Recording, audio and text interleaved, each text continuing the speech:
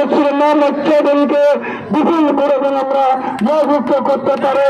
আমাদেরকে সেভাবে এলাকার ঘরে ঘরে দিয়ে মা বোনদেরকে ছেলে সন্তানদেরকে নতুন বিঘর আমাদের ছাত্র সমাজ যুব সমাজ এলাকার মসজিদের ইমাম সাহেব এবং মাদ্রাসার শিক্ষক মন্ডলী আমার প্রিয় এলাকাবাসী দর্শক ভাইদেরকে সেভাবে আমাদেরকে বুঝাতে হবে, তাদেরকে সেভাবে নিয়ে আমাদেরকে এলাকায় কাজ করতে হবে। আমরা শুধু আমির হোসেন মোহাম্মদ চৌধুরী আসলে জনসংযোগ করে চলে যাব না।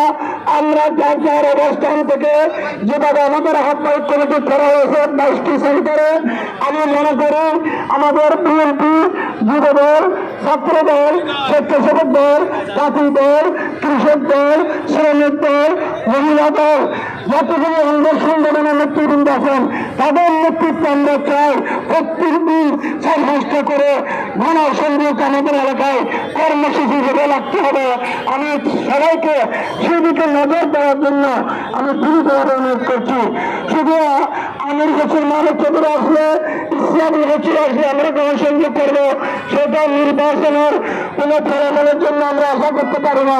আমরা আমাদের সাধারণ ভোটারদেরকে, আমাদের মা বোনদেরকে, আমার এলাকার নতুন বোরাকদেরকে, ছাত্র ভাইদেরকে সবাইকে আমরা দিয়ে বুঝাতে হবে এই বাংলাদেশে যদি শান্তি শৃঙ্খলা একটি নিরপেক্ষ গ্রহণযোগ্য নির্বাচন যদি আমরা সফল করতে পারি, ইনশাআল্লাহ আগামী 12 ফেব্রুয়ারি বাংলাদেশ জাতীয়তাবাদের পক্ষে সারা বাংলাদেশে ভোটের বিপ্লব হবে।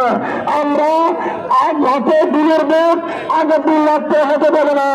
সেই নির্বাচন বাংলাদেশের জমিনার হবে না, আমাদের নির্বাচন হবে উৎসব মুখর। আমরা সবাইকে নিয়ে আনন্দ উৎসব বনানগর পরিবেশে সবাইকে নিয়ে তাদের কাজ মিলিয়ে আমরা নির্বাচন করবো ইনশাআল্লাহ। আমরা ইতিমধ্যে আমাদের মধ্যে অনেক মিছিল এসেছে, আমি সবাইকে ধন্যবাদ জানাই। আরেকটি মিছিল আসতেছে ছাত্রদের নেতৃত্বে সেনাবাহিনী সহ আমাদের অনেক নেতৃবৃন্দ, আপনাদেরকে ধন্যবাদ জানাই। সম্মানিত উপস্থিতি, আমরা যা কিছু করব আমাদের নেতা আমির হোসেন মোহাম্মদ চৌধুরী যেন আচরণ নিবন্ধন হয়, অত্যন্ত সুশৃঙ্খল ভাবে শান্তিপূর্ণ ভাবে আমরা একটি আমির হোসেনের নেতৃত্বে বন্দনা বিএনপির সাংগঠনিক সম্মানে হাজির হোসেন, ইলিয়াস, সাদুজ্জামান আরো অনেকের সঙ্গে অনেক আছে, সবাইকে ধন্যবাদ জানাই। সম্মানিত নেতৃবৃন্দ, আমরা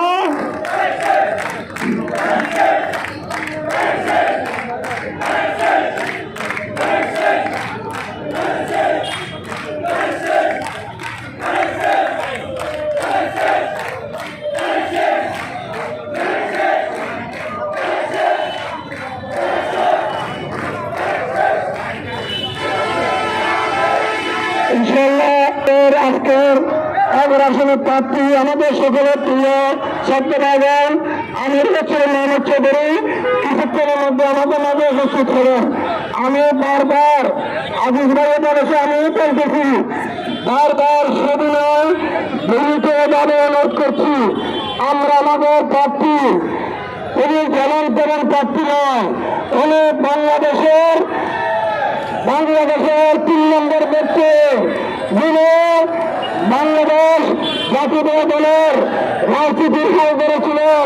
দলের বিশ্বময় 17 বছর মামলা হামলা গ্রেপ্তার এড়িয়ে রাজপথে ছিলেন আমাদের আসনের প্রার্থী আমির হোসেন মোহাম্মদ চৌধুরী।